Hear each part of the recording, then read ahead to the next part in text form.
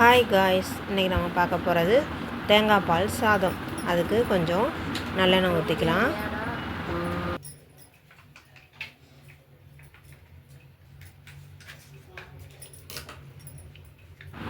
கொஞ்சம் நெய் ஊற்றிக்கலாம்.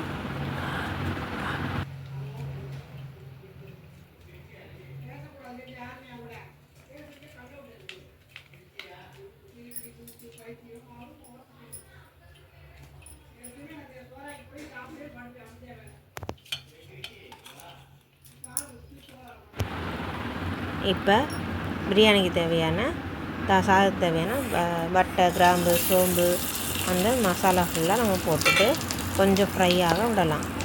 அது ஃப்ரை ஆனோடனே 2 பச்சை மிளகா, கொஞ்சோன்னு பெரிய வெங்காயம் போட்டு வதக்கலாம். இதில் எல்லாமே வறுவறுன்னு வறுக்கணும்னு தேவையில்லை. சும்மா இது லைட்டாக வதக்கினாலே போதும். அது மொறுமொறுன்னு ஆக தேவையில்லை, கலர் சேஞ்சும் ஆக தேவையில்லை. சும்மா லைட்டாக வதக்கினாலே போதும். கலர் மாறணுங்கிற அவசியமே கிடையாது.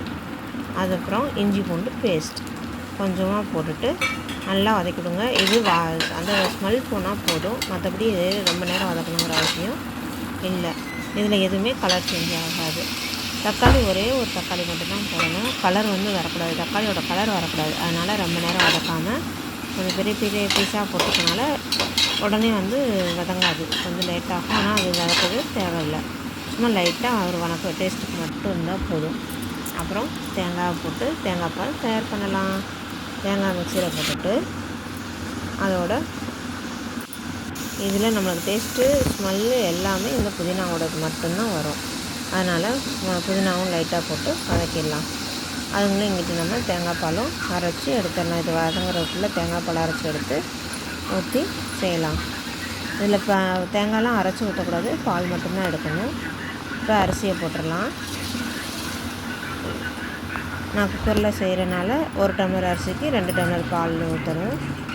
வேணும்னா நீங்கள் 1 டம்ளர் பால் 1 டம்ளர் தண்ணி கூட ஊற்றிக்கலாம்.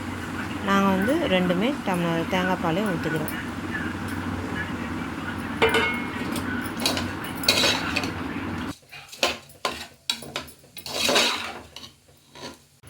தேங்காய் அரைச்சாச்சு. இப்போ தேங்காய் பால் வடிகட்டி எடுத்துகிட்டு தேங்காய் பாலை ஊற்றலாம். அவ்வளோதான்.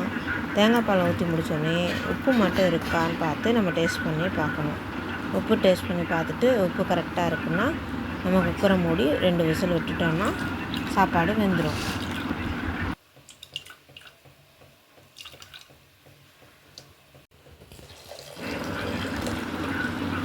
நான் எல்லாருமே தேங்காய் பாலே ஊற்றிட்டேன். உங்களுக்கும் வேணும்னா நீங்கள் தேங்காய் பால் ஃபுல்லாகவே ஊற்றலாம். இல்லை ஃபஸ்ட்டு பாலை கெட்டியாக எடுத்தால் போதும் அப்படின்னா ஃபஸ்ட்டு பால் மட்டும் நீங்கள் கெட்டியாக எடுத்து ஊற்றுங்க. இப்போ உப்பு நான் போட்டுட்டேன். நீங்களும் அதே மாதிரி உப்பு கரெக்டாக இருக்கா என்னன்னு பார்த்துட்டு க்ளோஸ் பண்ணி வச்சு ஒரு 2 விசில் விட்டிங்கன்னா சாப்பாடு சூப்பராக வந்துடும். சாப்பாடு வந்தோடனே நம்ம பார்க்கலாம்.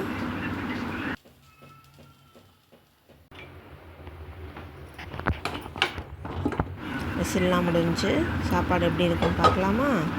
சாப்பாடு எப்படி இருக்குன்னு பார்க்கலாம் வாங்க. லைட்டாக ஒரு கிண்டி அடியில் இருக்க சாப்பாடு மேலே வர மாதிரி, மேலே இருக்க சாப்பாடு அடியில் போகிற மாதிரி ஒரு கிண்டுங்க. பாருங்கள், தக்காளியும் எதுவுமே ஆகலை, கலரும் சேஞ்ச் ஆகாமல் அப்படியே ஒயிட்டாகவே இருக்குது. சாப்பாடு நல்லா பொழுன்னு இருக்குது. நல்லா கமகமன்னு வாசனையாகவும் இருக்குது. மேலால் அப்படியே